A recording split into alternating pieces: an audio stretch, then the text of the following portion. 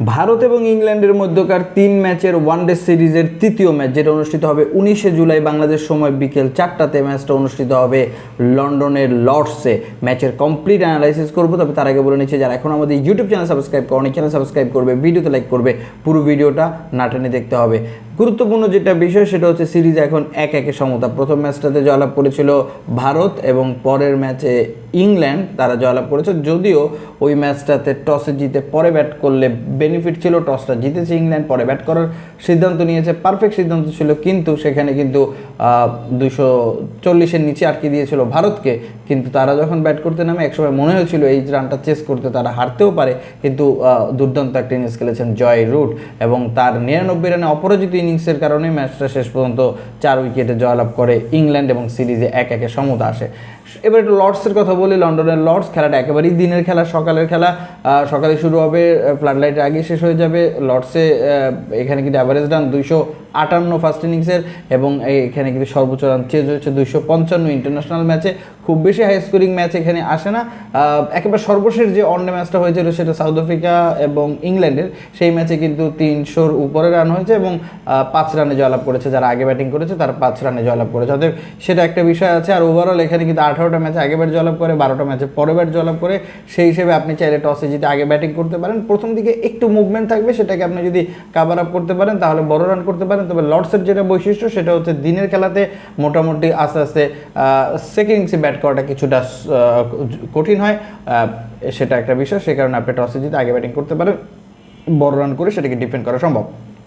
এবং আমি যদি একটু প্রথম মানে শেষ ম্যাচটায় আসি, শেষ ম্যাচে ভারতে ইংল্যান্ডের পরিবর্তন আছে, কিন্তু ভারতও তারা কিন্তু রান খুব বেশি একটা করতে পারেনি। 233-এর মতো করেছিল, যেখানে বিরাট কোহলি এবং সুরেশ আয়ার 66 মানে 60+ দুইটা ইনিংস খেলেছেন। কিন্তু ওই মিডল অর্ডার যাদের শিবান দুবে কিংবা ওয়াশিংটন সুন্দর, এই প্লেয়ারগুলো আসলে খুব বেশিটা রান পাচ্ছেন না, যেটা তাদেরকে অনেকটাই ভোগায় এই ম্যাচগুলোতে। তো ওই জায়গাতে তাদের পরিবর্তন আসবে কিনা আনবে কিনা, অল্টারনেটিভ আর খুব বেশি একটা প্লেয়ার তাদের স্কোয়াডে নেই যে তাদের এই লোয়ার মিডল অর্ডারটা বা মিডল অর্ডারটা কাভার দেবে, সেটা একটা বিষয়। কারণ 1 উইকেটে 100 ছিল, সেখান থেকে 133-এর মতো কিন্তু জায়গায় যে অল আউট হয়ে গেছে।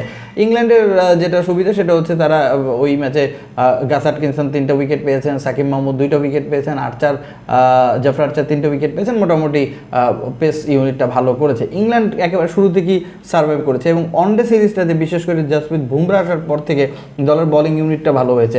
আমরা এর আগে টি-20 সিরিজে দেখেছি প্রচুর পরিমাণে রান ভারত কনসিড করেছে এবং একচিটিয়াভাবে ইংল্যান্ড জয়লাভ করেছে, কিন্তু ওয়ানডে ম্যাচে সেই সুযোগটা হয়নি। কারণ ওয়ানডে ম্যাচে বুমরা আসার কারণে বোলিং ইউনিটে ঘাড়ও কিন্তু মোটামুটি ভালো বল করছে, সাথে বুমরা তো আছেই, অত সব মিলিয়ে সেটা তো একটা বড় বেনিফিট। কিন্তু ইংল্যান্ডের ব্যাটিং অর্ডারে সেটা একেবারে খারাপ অবস্থা। সেটা যদি আমি বলি টপ অর্ডারে, সেই আমি জানি না বেথেলকে কেন আসলে টপ অর্ডারে খেলানো হয়। আমার যেটা পার্সোনালি মনে হয়, ইংল্যান্ডের যে কোচ এই ব্রেন্ডন ম্যাককালাম, অলরেডি যখন তিনি এই বাস ক্রিকেটটা শুরু করেছেন এই টেস্টে, আমি তখনই বলেছিলাম এই বাস ক্রিকেট না, এটাকে বলে বাসবল, এই ক্রিকেটটা যখন তিনি শুরু করলেন, বাস ক্রিকেট, এইটা আসার পরে আমি বলেছিলাম যে এটা দিয়ে ইংল্যান্ডের টেস্ট ক্রিকেটটা পুরোটাই ধ্বংস হবে। কারণ টেস্ট ক্রিকেট আপনি বলে মারতে হবে, এটা কোনো লজিক্যাল কারণই নেই।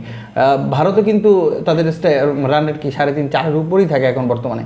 সো তারা তো আর বেসবল ক্রিকেট খেলে না, তো এটা একটা বাজে। এবং তার কিন্তু খেসারত ইংল্যান্ড দিয়েছে। এখন তিনি কিন্তু অলরেডি টেস্ট দলের কোচিং মানে কোচ হিসেবে তাকে সরিয়ে দেওয়া হয়েছে এবং ইংল্যান্ডের একেবারে যাচ্ছে তাই অবস্থা।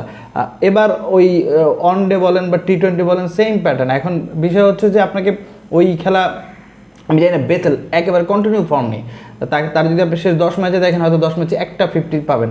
এই বেথেলকে দিয়ে আপনি ওপেনিং নামাচ্ছেন, তার থেকে বেনটাকে অ্যাভারেজ খারাপ খেলেন না, বেনটাকেটের সাথে আপনি উইল জ্যাককে নামাতে পারেন। ডানহাতি ব্যাটসম্যান উইল জ্যাক এমন একটা জায়গাতে নামেন যেখানে আসলে তিনি বল পান কম এবং তাকে খেলতে হয় অ্যাগ্রেসিভলি। বাট উইল জ্যাক কিন্তু ভালো ব্যাটসম্যান এবং তার ক্যারিয়ারটা শুরুই হয়েছিল ওপেনার হিসেবে।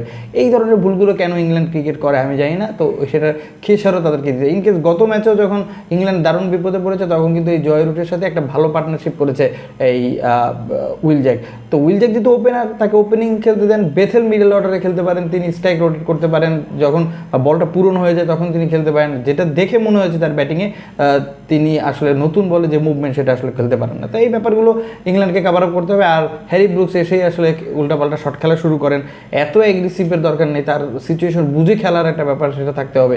গত ম্যাচে তিনি উল্টাপাল্টা শট খেলে যখন 2টা উইকেট পড়েছে তখনও তিনি ওইভাবে খেলে আউট হয়ে গেছেন, দলটাকেও বিপদে ফেলে যান আলটিমেটলি।